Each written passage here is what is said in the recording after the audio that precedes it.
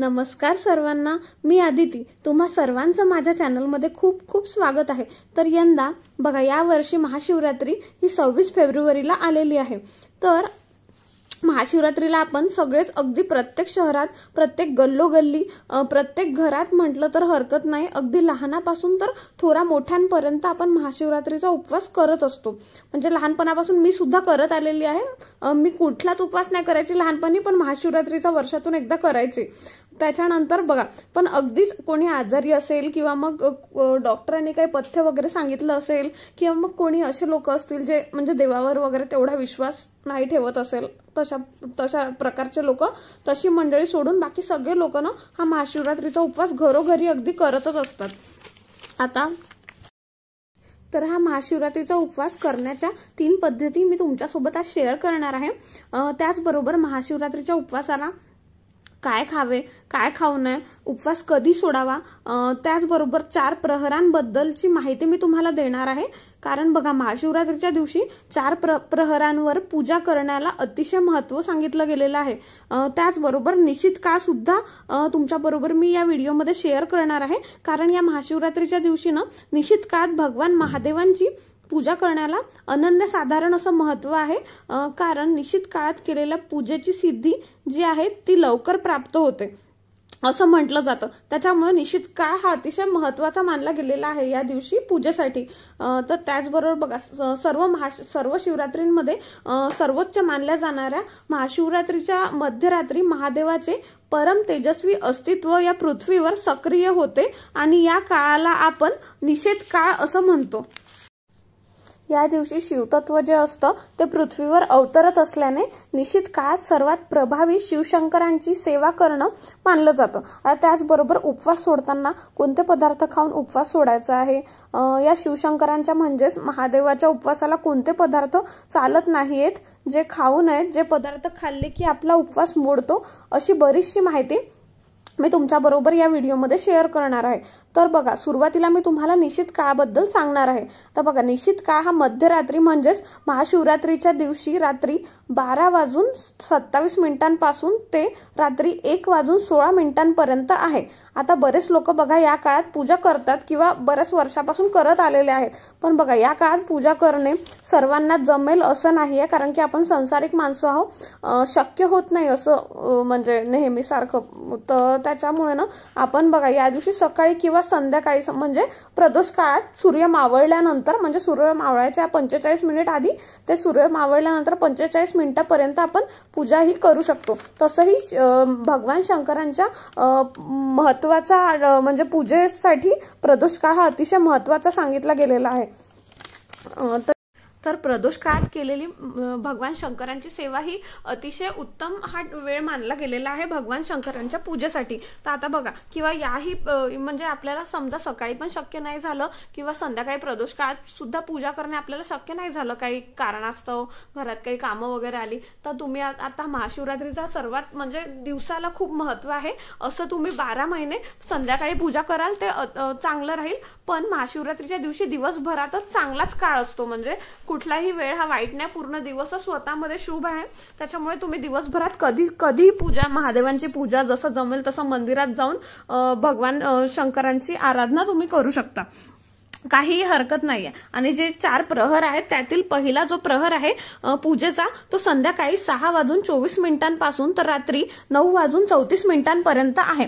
तर महाशिवरात्रीच्या दिवशी दुसरा प्रहर जो आहे तो रात्री 9:34 पासून ते रात्री 12:39 आहे.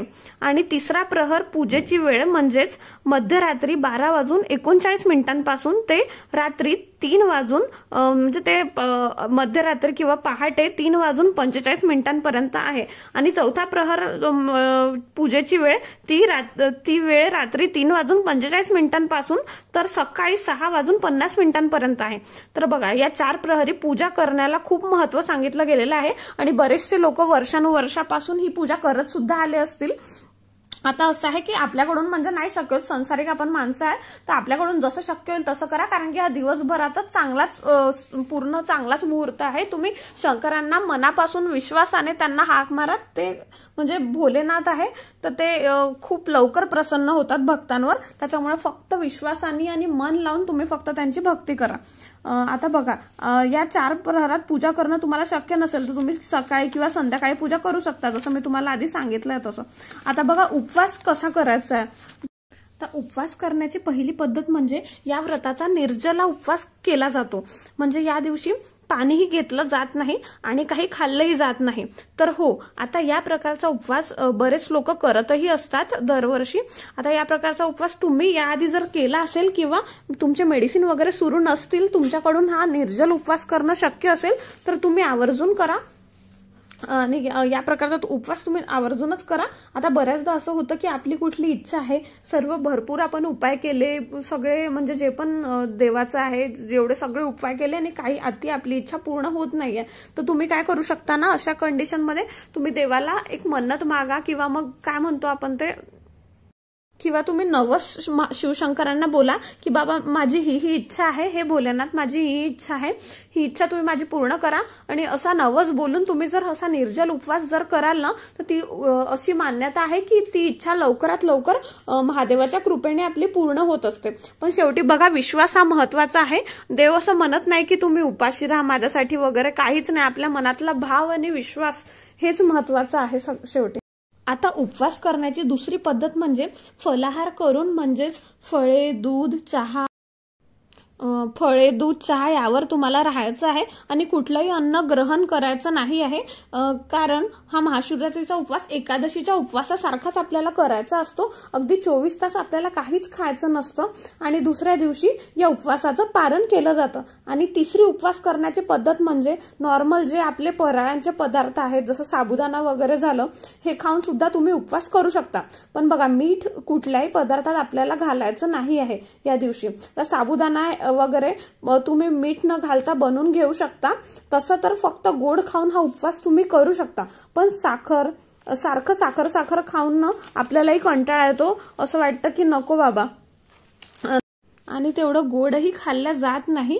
त्यामुळे उपवासाचे पदार्थ बनवत असताना तुम्ही त्यात थोडंसं सेंधव मीठ जे असतं ना, मार्केटमध्ये मिळतं, जे उपवासाचं मीठ आपण म्हणतो, ते तुम्ही घालून सुद्धा तयार करू शकता. आता बघा, या उपवासाच्या पदार्थांमध्ये भगर, ज्याला बऱ्याच भागात वरई असे म्हणतात, ती महादेवाच्या कुठल्याच व्रताला, जसं की सोमवार, 16 सोमवार झालं, पशुपती व्रत झालं, या कुठल्याच व्रताला चालत नाही. त्यामुळे चुकूनही या उपवासाच्या दिवशी भगर आमटी बनवू नका आणि खाऊही नका, कारण नाहीतर दिवसभर केलेल्या उपवासाचं फळ तुम्हाला मिळणार नाही. आता आपला उपवास पूर्ण होणार नाही, म्हणून वरई जी आहे ना, ती या उपवासाला खाणं आपल्याला टाळायचंच आहे. आणि कोणी खातही असेल तुमच्या ओळखीमध्ये वगैरे, त्यांना सांगा की बाबा महादेवांच्या कुठल्याच उपवासाला वरई भात आपण खात नसतो. आणि दुसऱ्या दिवशी बघा, सकाळी स्नान वगैरे झाल्यानंतर, देवपूजा वगैरे झाल्यानंतर किंवा मग देवपूजेच्या आधी जरी तुमच्या घरात कोणी उपवास सोडत असेल तर स्नान वगैरे करूनच तुम्हाला स्वयंपाक बनवायचा आहे. आता या दिवशी तुम्हाला अगदी साधं सात्विक अन्न घ्यायचं आहे, म्हणजे बिना कांदा लसणाचं अन्न तुम्हाला घ्यायचं आहे. जे पण साधं वरण भात, भाजी, चपाती तुमच्याकडे बनवलं असेल ते तुम्ही घ्या. आता काही ठिकाणी या दिवशी फक्त दही भातावर सुद्धा उपवास सोडतात. आता बघा, शेवटी जशी ज्या भागात पद्धत आहे त्याप्रमाणे प्रत्येकाला करायचं आहे. आता तुम्ही एवढ्या वर्षापासून जसं करत आले आहात तशाच प्रकारे तुम्ही करा. आता तुमच्याकडे जो काही गोडाचा पदार्थ केलेला असेल, सर्वप्रथम तुम्हाला तो घेऊन तो ग्रहण करायचा आहे. त्याच्यानंतर मग तुमच्याकडे वरण भात, चपाती जे पण बनवलेलं आहे ते तुम्ही घेऊ शकता.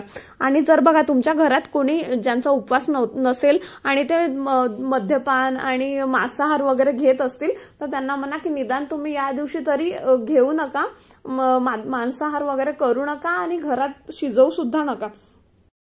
आणि या दिवशी तुम्हाला शक्य असेल घराच्या जवळपास भोलेनाथांचं मंदिर असेल तर निदान एक लोटाभर जल घेऊन तुम्हाला शंकरांच्या पिंडीवर, महादेवांच्या पिंडीवर तुम्हाला जलाधारी म्हणजे अभिषेक तुम्हाला करायचा आहे. निदान पाण्याचा तरी तुम्ही अभिषेक करा. तसं तर तुम्ही करायचं असेल तर भरपूर काय करू शकता. समजा पंचामृताने अभिषेक करू शकता, नुसत्या दुधाने करू शकता, पाण्याने करू शकता, किंवा मग तुमच्याकडे धतुऱ्याचं फूल जे महादेवांना अतिप्रिय आहे ते सुद्धा तुम्ही त्यांना वाहू शकता.